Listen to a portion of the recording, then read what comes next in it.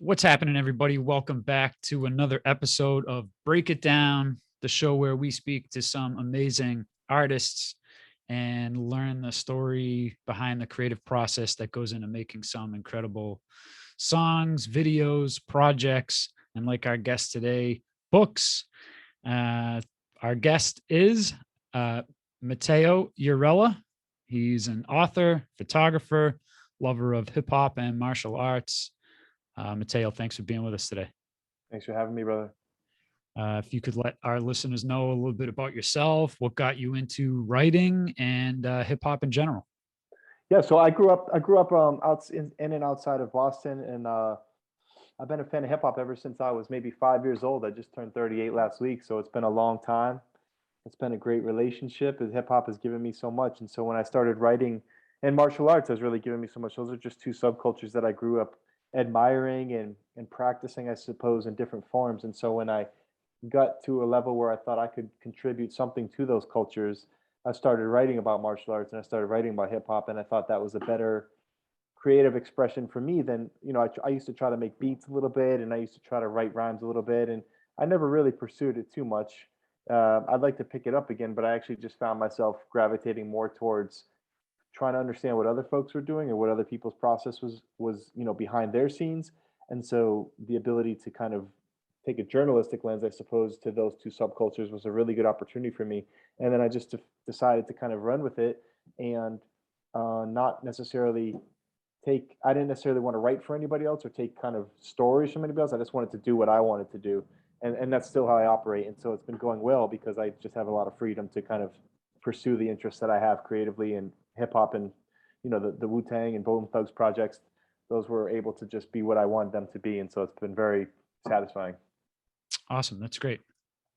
Thanks, man. Today, we want to get into deep in the dark with the art, conversations with the creators behind the best cover art from the Wu Tang Clan and their Killer Bees affiliates. So let's break it down. What made you want to compile this book? So for the way I like to write, or the way I like to produce anything creatively, is that I'm not necessarily looking to do something that's already been done, and I'm also not necessarily looking to just find things that haven't been done. But for this book itself, I didn't know any of those stories, and I'm a big comic book fan and a big art fan and illustration fan, and I used to be an illustrator growing up, and that was probably my first love for art. And so I didn't know what any of the stories were, and I just thought it would be a dope book. And so if someone else had written the book, I would think it was dope because it's just what I'm looking for, exactly the two worlds that a person like me is looking for. And so I just decided to spend the time and the effort to put it together, because I can only imagine there's other folks out there that are interested in the stories like I am, but also, like, if no one ever picked it up, I just thought it would be dope to have it in like my possession, like that compilation of stories. And so it turns out some other folks are interested in it, which is really helpful. But it just there was a void there that I didn't, there was no product there, and so I just thought, why don't we just make it ourselves? Excellent. I just ordered my copy today, so hopefully I catch the latter end of the month shipping. But no worries. I'm excited to peruse. It's a couple hundred pages. A lot of collaborations went into making this book. So how did those come about, and what was the process? I mean, I don't know exactly how many collaborations are in this book, but it seems like dozens. So how long did this project go into making, and how did you, reach out and get all these people together for this book? So it took 2 years to make, Okay. or about a year and a half, and then another 6 months to really finalize and get it into a position where it could be sold or created. Um, and so I would say there's 36 chapters, and there's two interludes in between every chapter. So there's probably 100 folks in the book at the end of the day, somewhere around there, maybe a little less. But the only kind of the only kind of rules I had, which was not rules, but like structure I had for my own self, because I actually don't really prefer any structure. I just like to let things just become wherever they're going to become. And so the only two structures I had was to basically not include anybody who's very close to Wu Tang.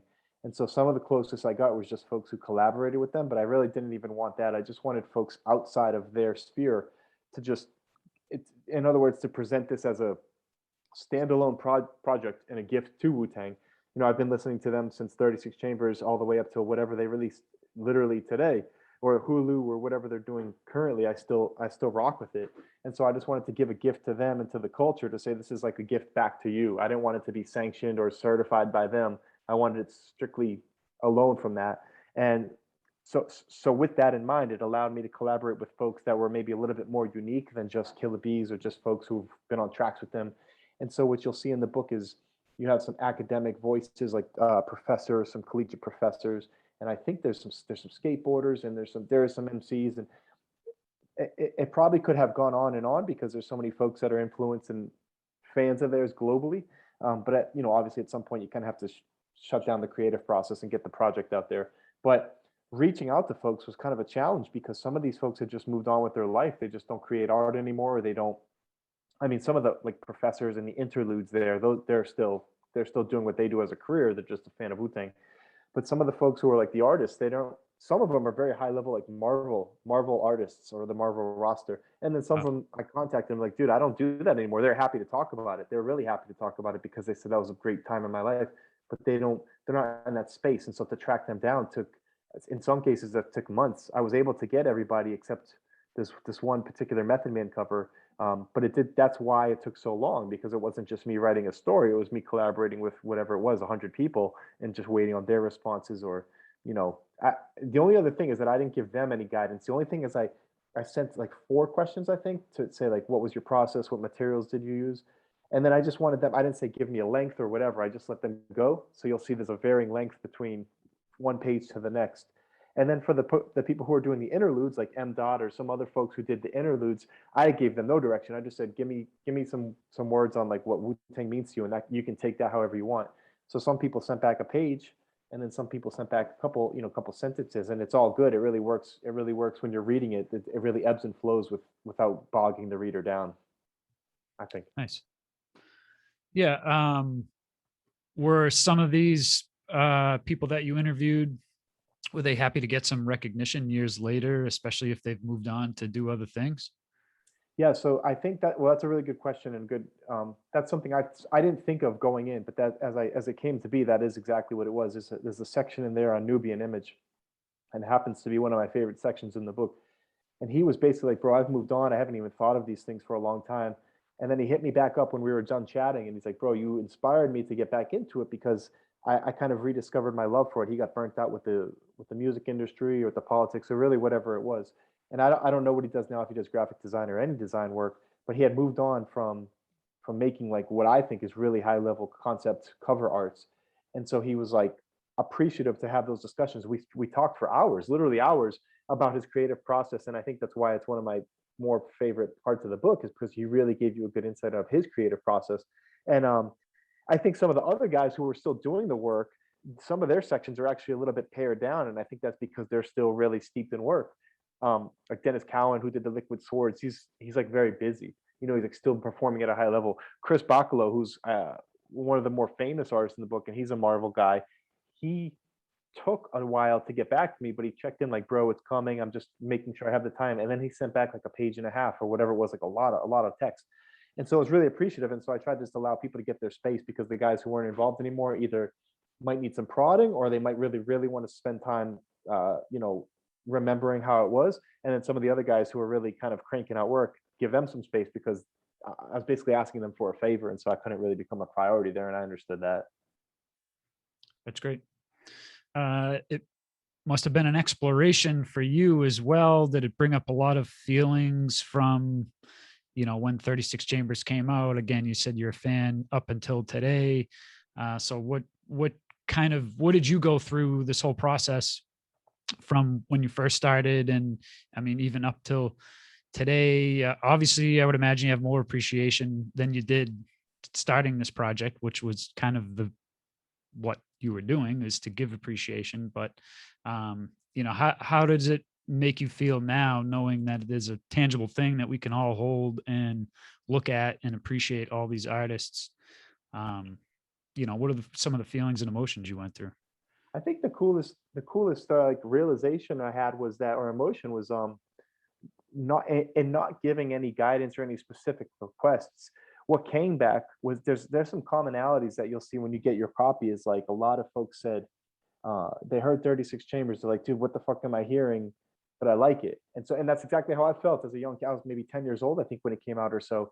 And you have no idea what you're hearing because you had never heard music or hip hop like that for the first time. But it was really intriguing and fascinating. And you wanted to continue going down the track list.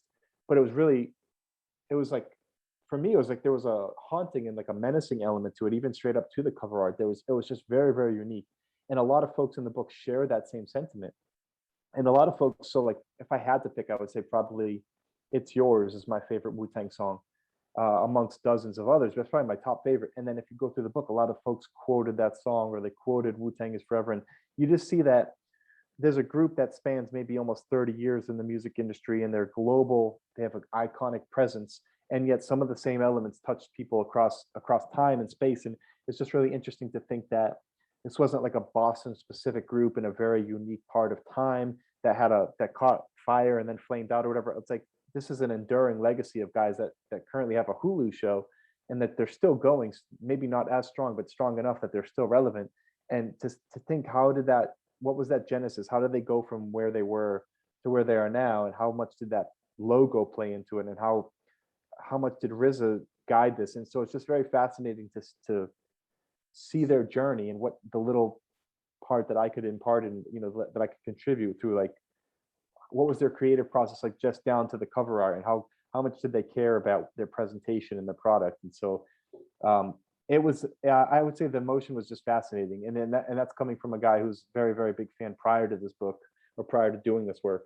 It was a fascinating exploration into a 30-year legacy of people who may or may not have should be where they are, because it takes a lot of skill and luck to navigate that journey, and to still be where they are today is just, it's a success story, but it's just fascinating to kind of be inspired by. Yeah, absolutely. I'm familiar with the art. I'm not familiar with the artist as much.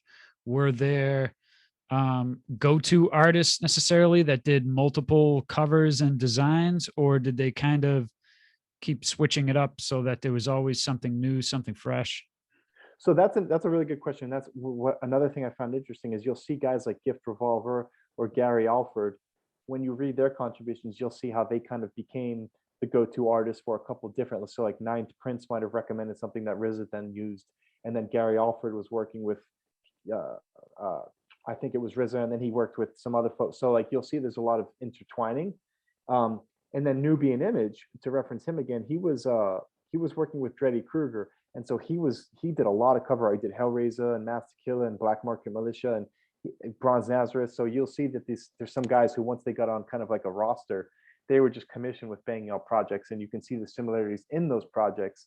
And then there's other guys who, I think it was the Don Pacino cover art, who he found him on Instagram, or Raekwon found the artist's name is Dan Lish. He found him on Instagram and just DM'd him like, yo, I like your work, let's work together. And so most of those stories are captured in the book, but it was pretty fascinating to see like some guys are used as in-house artists, and that's who someone like RZA might go to. And then other guys are found just as you or I might find somebody to do a piece that we like. They just hit them up on social media, or it was just kind of cool to see the dichotomy between those two outreaches.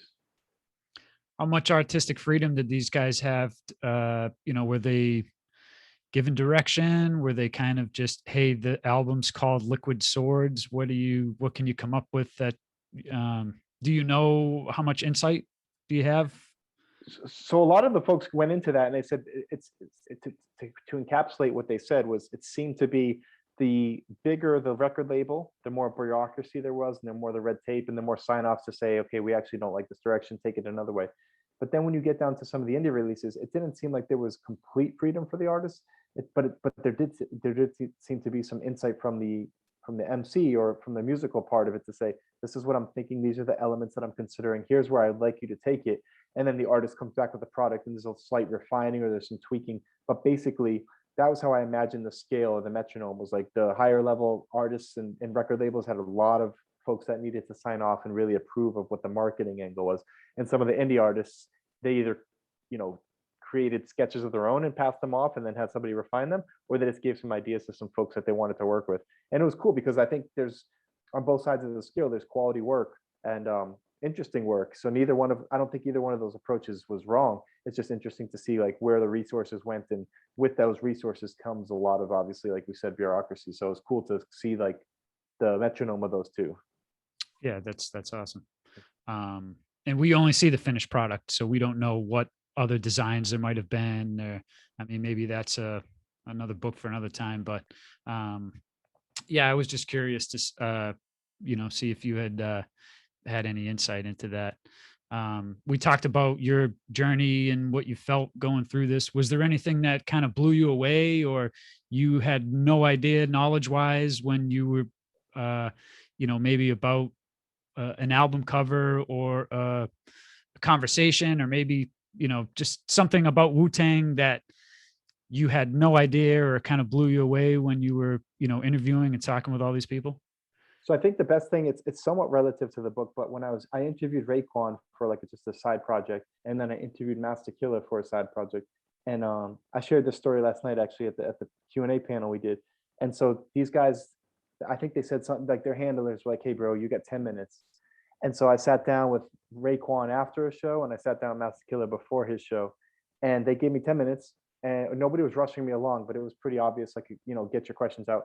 And these guys gave me the most focused one-on-one interaction you could imagine. It was like hyper focused for those 10 minutes. They were completely present, completely transparent with their answers, and they were engaged for those 10 minutes. And it was just it was really cool thing to see. And I think that channels a little bit to their how would you call this, to their own artistic output. They're able to really lock in and give, like, Raekwon was on stage and he was killing it. And he had his kids there, and he had fans there, and his family was working the merch booth, and you could see all this stuff going on in a guy who's his stature and his age and his legacy. He was still able to lock in and just give you a great performance. And then he stepped off the stage and gave me 10 minutes, and then he probably carried on with his night. But the way that ties into the book is Redman, when he kind of got wind of the project, I really wanted him involved because he's so close to Wu-Tang without being a member. And he was like, so he called my phone. He's like, "Bro, whatever you need, I'm in." If it's like, because he understood the nonprofit side of it.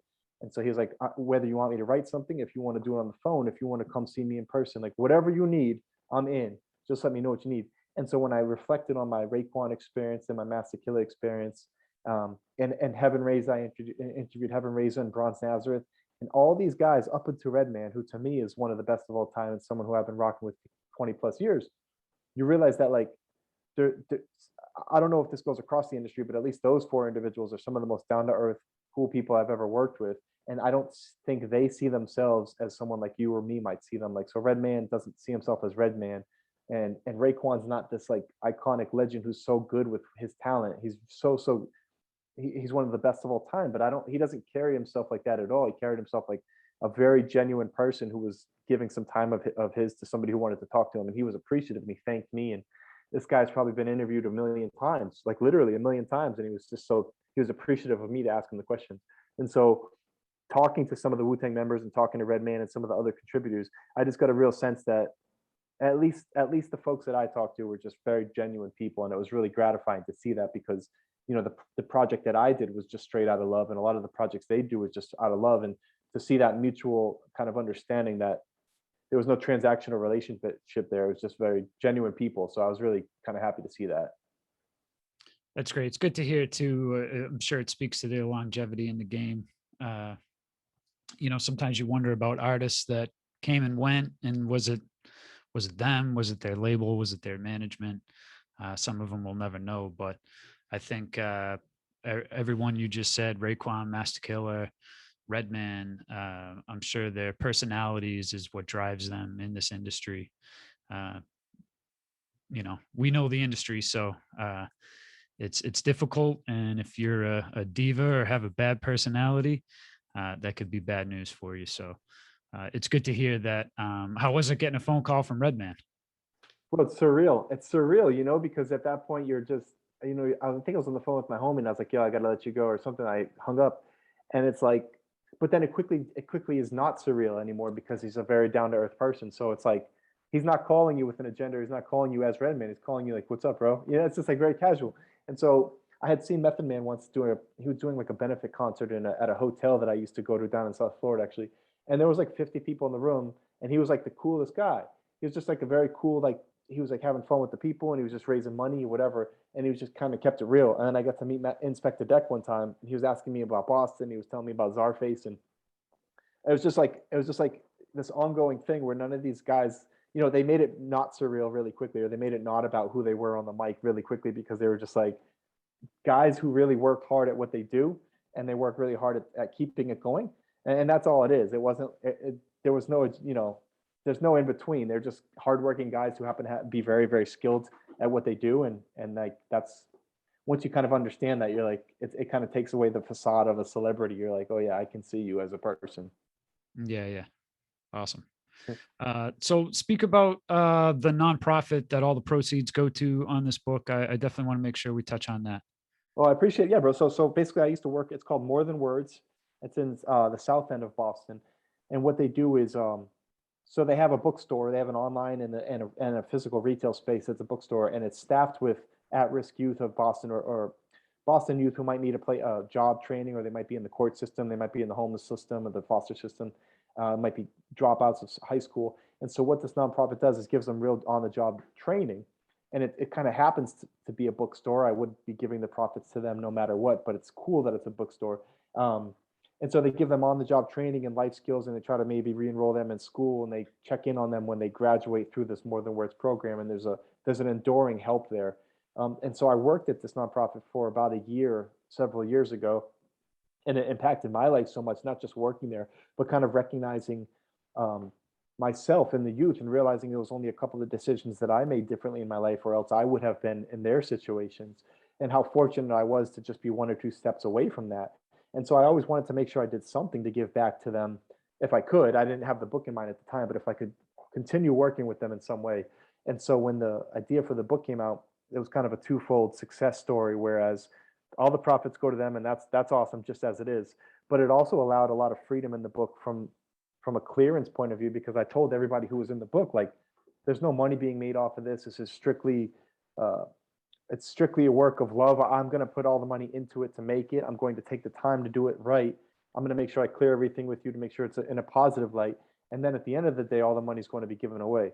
And so I think there wasn't much apprehension going into it, but the folks who did have a bit of apprehension, or some of the record labels, once they heard that, they were totally on board, because they understood that this was truly some dude who just wants to make a project come to life, and he's not looking for anything beyond that. And so it made it really easy for folks to kind of get on board once they understood that, like, there was no money being made off of it. So so all the profits are going to More Than Words. And so if you don't know them, or if you do know them, you should definitely check them out and support them. But they weren't involved either. They didn't ask me to do this, or I didn't want them like helping in any way. I just wanted them to strictly get whatever I could out of this to them, similar to the Wu-Tang element. I didn't want Wu-Tang involved. Just take the book and hopefully you like it. And More Than Words, they're aware of the book going on, but they, like I said, they didn't have any part in like making it happen. They're just the recipients. And so that's a really cool way to delineate between the two. Awesome. Um, how did the book come about as far as the publishing? Did you shop around? Did someone approach you? Obviously, you said you just put some funds into it. Um, give us a little background into how you got this book published physically. So with most of the writing I do, most of it's online. There's been some print stuff, but most of it I like to just, like I said earlier, just have complete freedom and creative control over it, because I'm not really interested in taking assignments, and I'm really not interested in making money off of my writing, because once I feel money is introduced, it's very difficult to keep it as pure as your creative expression needs to be, or at least mine needs to be. And so for the Bone book, that was, I shopped that around a little bit, and I've gotten some folks and they said, we really like it, but, so as soon as that but comes, I'm out.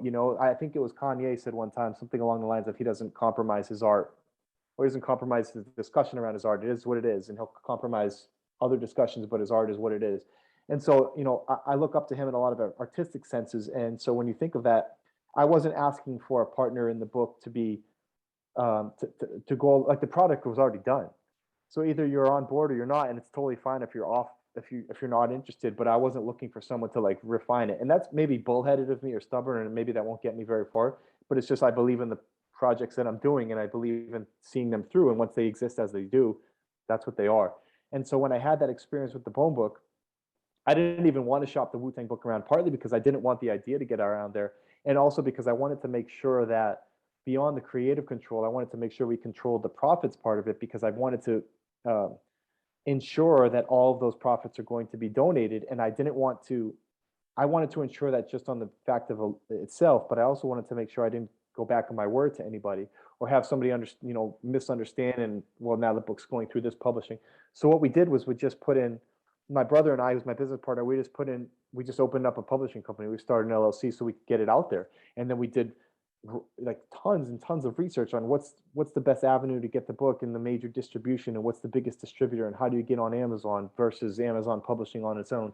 And so I just wanted to it's just been a fun process to learn all this, because I didn't know any of this. I have no experience doing any of this, but I also just wanted to ensure the creative and financial controls, because we had ties to those, and there's a reason why we set it up that way. And I don't think the project would come out the way it did. I'm very satisfied with the project, so I don't think it would have come out to the level it did if those were compromised in any way. And so we just like anything, like any entrepreneurial endeavor, you just want to do it yourself and take it on and figure it out as it go and take the hits as they come. But I just wasn't necessarily looking for someone to do this for me, or to someone to do this with me. Really, I got so deep into it for like 2 years. I just wanted to see it through on my own as well. Hopefully that's not too meandering, but No, it's very interesting. I was curious as to knowing money was involved. yeah. That's why I asked that question, because shopping it around and looking for someone to manufacture and distribute. Obviously, they want their money; they want a piece somehow. So yeah, I was curious as to, because this is a legitimate hardcover, couple 100-page book. So from taking it to an idea to now you have this finished product. Congratulations, great success. Thank you. Hopefully we can sell some more books here. But yeah, I was just curious, because I'm an avid book reader, so I'm always interested in the process. I know it takes a long time, especially even with a publisher. So props to you, my friend. That's awesome. Well, thanks, bro. Just one last thing. So a couple of people for the Bone Book, they were like, "Yeah, we love it, but it might take us 3 years to bring us to market, or there's a lot of revisions we need." I was like, "Okay, I'm good. Like, why don't I just do this myself?" Especially like now these days, you can do anything yourself, especially with the internet, and Sure. there's things that are so kind of not necessarily cheap, but we'll say inexpensive. And so you can put out really high quality product for like inexpensive, or if you're willing to put in the funds up front, it can come out even better. So like I have no interest in like doing things the traditional way anymore, because I don't think that's necessary, So I was like, no, let's just do it ourselves and make sure that like we own it all, So it's more gratifying that way, I think, at least for me. Yeah, excellent. Before we wrap up, what's your favorite Wu-Tang moment in your whole history of Wu-Tang? Do you have one that stands out more than the most?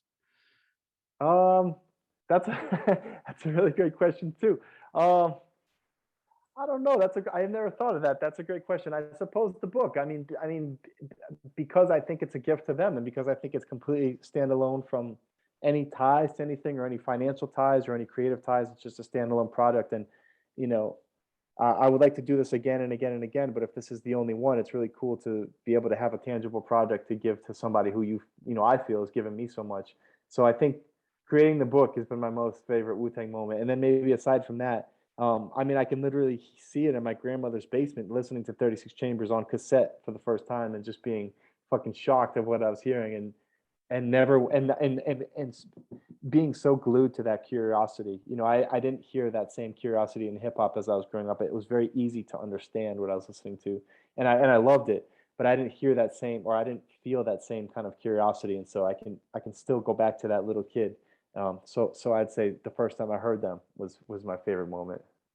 Excellent. Well, those are both great answers. So, uh, Matteo, thank you for giving us some time today. If you could let everybody know where they can find the book. Yeah, so Mackay Forever is the website. That's our publishing company. We're selling it directly from there. It did go live on Get On Down yesterday, so I think it's getondown.com. They just texted me, said they're sold out, which is really cool. So we'll get another shipment over there. Newberry Comics, Amazon, Barnes and Noble. I'm sure if you put it in Google, a bunch of sites come up. So it's really available anywhere that you get books. But and there's no preferred outlet. Just get it wherever you can. I appreciate the support, and I'm sure More Than Words appreciates the love. So thanks for the opportunity to be on the show, brother. Absolutely. We'll have links in the description to your website, Mackay Forever. And again, 100% of the profits and proceeds go to More Than Words, a Boston-based nonprofit bookstore for at-risk youth. So that's great that you're doing that as well. Again, thank you for your time. And to everybody tuned in, I'm sure you love this episode. We have so many Wu-Tang fans out there. Again, the book is Deep in the Dark with the Art, Conversations with the Creators Behind the Best Cover Art from Wu-Tang Clan and their Killer Bees affiliates. Brought to you by my man, Matteo Urella. Matteo, thanks again for joining us. Thank you, brother. Thank you for tuning in to another episode of Break It Down. Subscribe to us on YouTube, Spotify, iTunes, or wherever you get your podcast. If there's a song or video you want us to break down with an artist, hit us up on social media at Own Lane Music, or hit the artist up directly and mention our show. Maybe we can talk to him.